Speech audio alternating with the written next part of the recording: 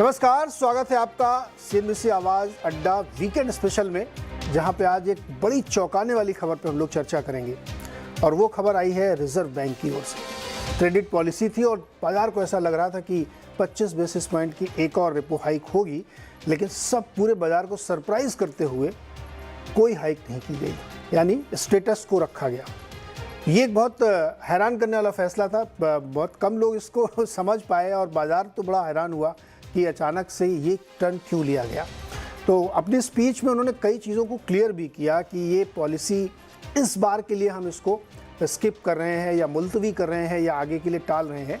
ऐसा नहीं कि हमने अपना रुख बदल दिया है।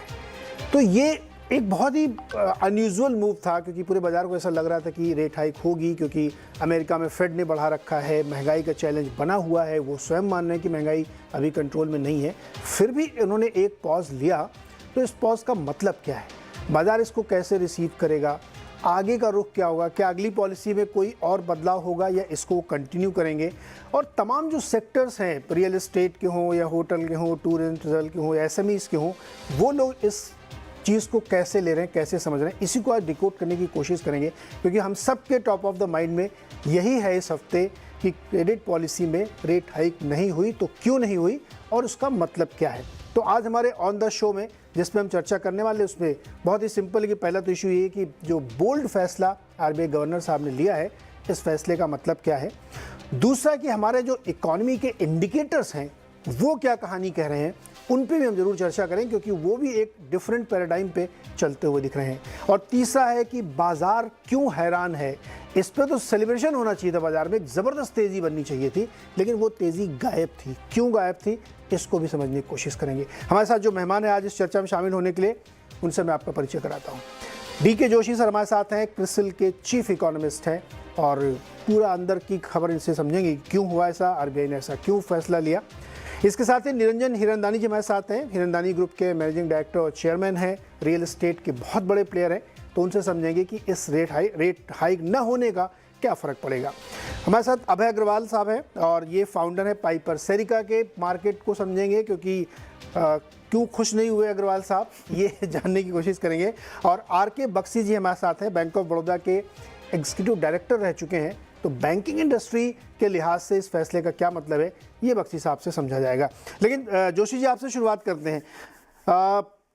ये जो पूरा फैसला था उसको आरबीआई गवर्नर साहब ने अपनी बातों में कैसे रखा, ये सुनना बहुत जरूरी, क्योंकि उनके शब्द एक एक शब्द बड़े महत्वपूर्ण थे। पहले वो उसको सुनते हैं और फिर उसी से हमारा सवाल बनेगा, जिसका जवाब जोशी जी से लेंगे हम। The MPC decided to keep the policy rate unchanged to assess the progress made so far, while closely monitoring and evolving the inflation outlook. The MPC will not hesitate to take further action as may be required in its future meetings. Our job is not yet finished, and the war against inflation has to continue until we see a durable decline in inflation closer to the target. तो उन्होंने साफ तौर पर कह दिया है कि ये बार तो छोड़ रहे हैं, लेकिन अगर आगे हमको लगा तो हेजिटेट नहीं करेंगे, यानी रुख में बदलाव नहीं है। जोशी जी क्या मतलब है इसका कि इस बार नहीं काटा और उन्होंने बोला कि ये पॉलिसी सिर्फ इस बार के लिए? देखिए, एक तो ये उन्होंने जब रेट में कोई तब्दीली नहीं की, पर साथ साथ उन्होंने एक जो स्टांस होता है ना, वो भी बड़ा जरूरी होता है। स्टांस में उन्होंने कहा है कि विड्रॉल ऑफ अकोमोडेशन। इसका मतलब यह है कि अगर आवश्यकता पड़ी तो आगे चल के वे रेट हाइक भी हो सकता है, और उनके पास अभी भी लिक्विडिटी का टूल है। आई मीन लिक्विडिटी टाइट करके भी रेट ऊपर की तरफ जाते हैं। तो एक तरह से उन्होंने कहा है कि हम थोड़ा सा अब देखना चाहते हैं कि ये जो हमने रेट हाइक कितने पिछले साल किया है, उसका कितना असर ग्रोथ और इन्फ्लेशन पे पड़ता है। अगर हमें इन्फ्लेशन का रिस्क बढ़ता हुआ दिखाई देगा तो हम दोबारा हेजिटेट नहीं करेंगे रेट बढ़ाने में। तो इसको आप अगर इसका साफ साफ मतलब यह है कि एक तरह से अभी उन्होंने हॉकिशनेस जो है अपनी टोन में महंगाई की तरफ, उसको अभी कॉम्प्रोमाइज नहीं किया। उन्होंने सिर्फ यही कहा कि अभी हम थोड़ा सा इस अनिश्चितता की स्थिति में हम थोड़ा सा पॉज लेके देखना चाहते हैं कि इसका क्या असर होगा और कैसे हर हफ्ते सिचुएशन बदल रही है। देखिए, आज से 1-2 महीने पहले किसको पता था कि एसबीपी क्राइसिस होगा, यूएस में बैंकिंग स्ट्रेस बढ़ेगा, तो वो थोड़ा सा आज और जून के बीच में, जून की पॉलिसी के बीच में अगर कोई ऐसी तब्दीली आती है जो अनफेवरेबल है, तो फिर वो आप फिर रेट हाइक एक्सपेक्ट करनी चाहिए। लेकिन जोशी सर, इकोनॉमिक डिसीजंस जो है वो आप भी मानते होंगे कि लैग से इम्पैक्ट करते हैं, 1-2 क्वार्टर 3 क्वार्टर में उनका इम्पैक्ट दिखता है, लेकिन पॉलिसी हमारी हर 2 महीने बाद आती है, लगभग 58 दिन के बाद फिर पॉलिसी आ जाती है। तो अगर वो ये कह रहे हैं कि ये सिर्फ इस पॉलिसी में, अगली पॉलिसी में मैं फिर डिसाइड करूंगा और मेरा रुख कोई नहीं बदला है, तो 50, 52, 55 दिनों में क्या बदल जाएगा?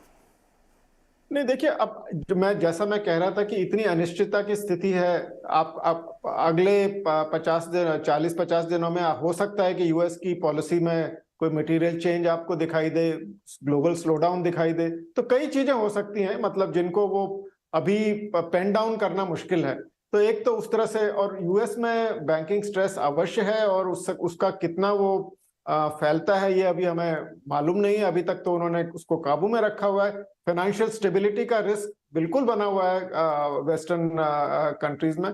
तो इस स्थिति में उन्होंने उसको नजरअंदाज ना करते हुए उन्होंने एक थोड़ा सा रुख में थोड़ा सा बदलाव अपना किया है, और थोड़ा स्पीड को, मैं कहूंगा कि अभी रेट हाइक्स का साइकिल पूरी तरह खत्म नहीं हुआ है, अभी ये सिर्फ पॉज है, और उम्मीद ये करनी चाहिए कि महंगाई की दर नहीं बढ़ेगी, तो फिर हम जो रेट्स हैं वो उनको वहां का वहां देखेंगे जहां पे अभी है।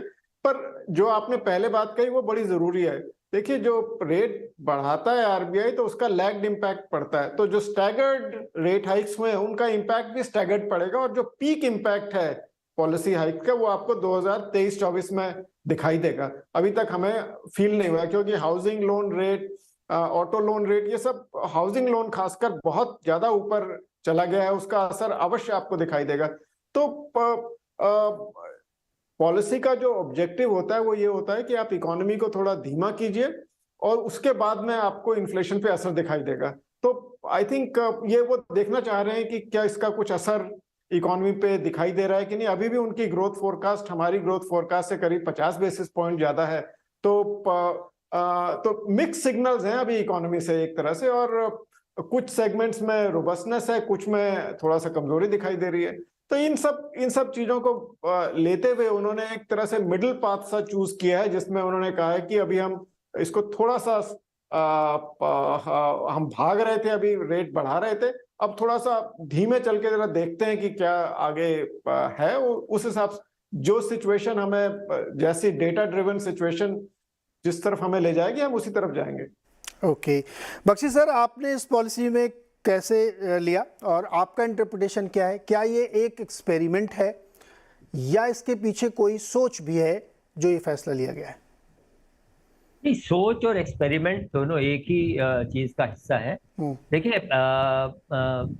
आपने खुद ही कहा, और ये फैक्ट है कि लैग के साथ में मॉनेटरी पॉलिसी का इम्पैक्ट आता है, तो वो और आया भी है। जैसे कि आज ये देखा गया कि मॉनेटरी पॉलिसी में जो अभी तक परिवर्तन 290 आप कह लें या 250 बेसिस पॉइंट, जिस तरह से भी आप देखें, उसमें जो वृद्धि की गई है उसका प्रभाव बाजार पर जरूर आया है। आज हमारा जो पॉजिटिव रियल रेट है वो ज़्यादा है कंपेयर टू जहां हमने शुरू किया था, तो आ रहा है प्रभाव। और आज देखिए, बहुत सेंट्रल बैंक्स, अक्सर ये होता है, अमेरिका में भी ये हुआ, और अमेरिका में अभी भी ये फील किया जा रहा है कि फेड, देखिए एसवीबी क्राइसिस के बाद उनका कुछ लहजा नरम नजर आ रहा है, अदरवाइज उनका लहजा बहुत स्ट्रॉन्ग था और वो बहुत बढ़ाने की बात कर रहे थे। तो एक ये फील होता है कभी कभी कि सेंट्रल बैंक जब बढ़ाने लगता है तो बहुत तेजी से आगे निकल जाता है। इफेक्ट लैग से आता है, और ज्यादा, उससे भी ज्यादा आगे निकल के जब वो वृद्धि कर देते हैं दरों में, तो उसके दुष्प्रभाव भी फिर लैग के साथ आना शुरू हो जाते हैं। इस हिसाब से देखा जाए तो आरबीआई ने बहुत समझदारी का काम किया कि यहाँ पर रुक के देखा जाए, और खास तौर पे कुछ चीजें हैं कि जो अगले साल की आरबीआई की, मार्च से ही शुरू होके अगले साल की जो आरबीआई की इन्फ्लेशन की रीडिंग्स हैं वो काफी कम है। पूरे साल के लिए उनका एक जो मानना है कि 5.2% ही इन्फ्लेशन रहेगा। तो अगर आज 6.5%